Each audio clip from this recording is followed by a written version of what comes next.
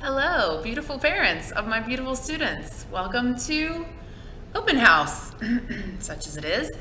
Um, I'm sorry, I can't show you around my room. I hate that I'm recording this sitting behind my desk. I actually had a lovely video of my showing you around my room yesterday, but technical difficulties. What you gonna do? Hi. I should have started with this. Hi, my name is Day Harrington. Your kids know me as, oh, where is it? Mrs. Day. And I teach language arts here at Cobb Middle School. I'd like to tell you a little bit about our class and how we operate, and I'd like to show you around my website, and then I'm going to end with what I think you should do, what I would love you to do to support us and support your kiddos in my class. Here's our classroom.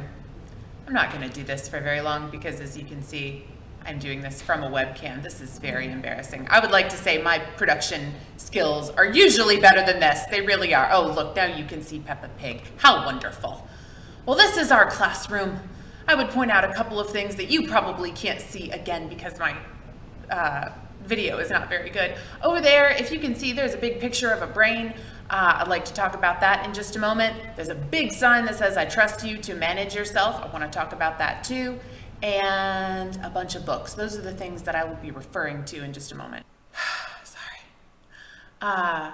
So the poster of the brain has to do with the brain state model of conscious discipline. We practice conscious discipline at Cobb. I will talk to anyone who will listen for a while about conscious discipline. But basically, it's the idea of regulating and managing yourself. I have to regulate and manage myself, my emotions, my mental state, so that I can then coach children to regulate themselves, their emotions, and their mental states.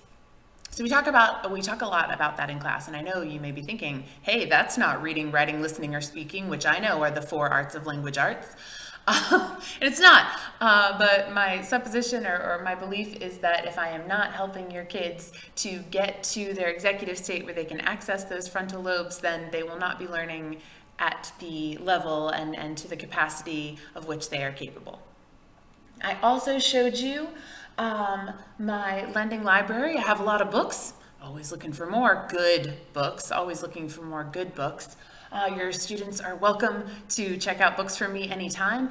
If you have a reluctant reader, if you have a student who, just doesn't love to read, ask them to come to me and say, Miss Day, help me find my next favorite book. I would love nothing more than to put a book in your kid's hand that they wind up really, really loving. So if that is something that you would like me to do, I would love to do that. I'd like to show you around my Canvas site a little bit so that you are able to help your kid out with Canvas. So let's do that now. When your child logs into Canvas, this is what they will see. This is our course. This is the home page. Assignments are here, grades and modules. Grades is what they will use a whole lot of. I can't click on it now because if I did, it would show you all of my students' grades, and that would not be kind. But they can check their grades here. You may be thinking to yourself, hey, wait a second, what about focus? I'm so glad you asked. I made this to show my students, so as you can see, in Canvas, I can show you feedback on assignments, the rubrics of assignments, comments that I make about, ooh, this was a really interesting point you made here, and grades, whereas in Focus, all you can see are the grades, 7 out of 10, 9 out of 10, whatever. So I encourage my students to get their information from Canvas and their final official grades from Focus. That is what Focus is good for. So parents, if you are looking to find out what is going on in our class, Canvas is the place to do that, and I'll show you where. You can see exactly what is going on in our class by going to agendas. Oh, by the way, on our front page is our tentative agenda for the week. There's also any sort of timely information, something that they might need on a particular day. But the main place that I want you to go is right here to agendas. If you go to agendas and click on the month, the month that we're in, which is September, I write out exactly what we do every single day First we did this, then we did this, next we did this. And then in a bright color, if you were absent, here's what I want you to do. So if your child is absent, whether for a day because they had a dentist appointment or for a couple of weeks because they were quarantined, they can keep up with our class and know exactly what we did and exactly what they should do.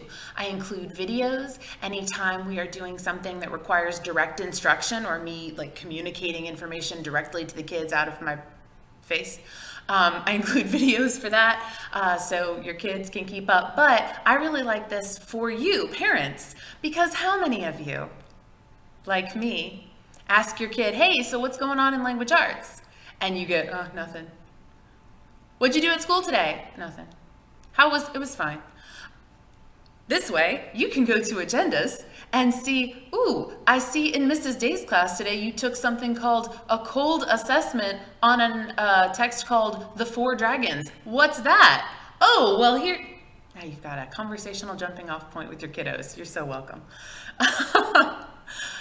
That is our agenda. That is the main thing that you will use from our Canvas page. I would say that and grades.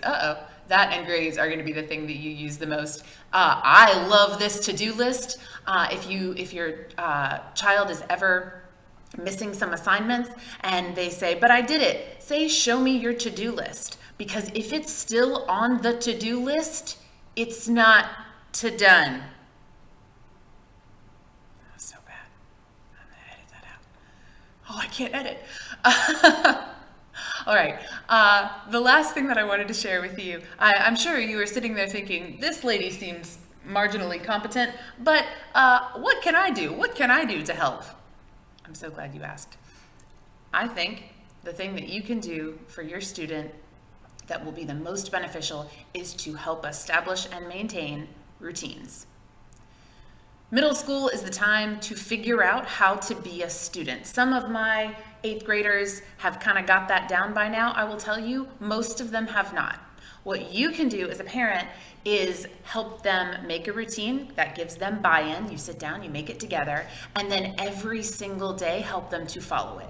I'm talking about when you walk in the door, your backpack goes here. You pull out your school materials and sit here. Then you make your list of what you need to accomplish that night in order, and then you rank it in order of importance.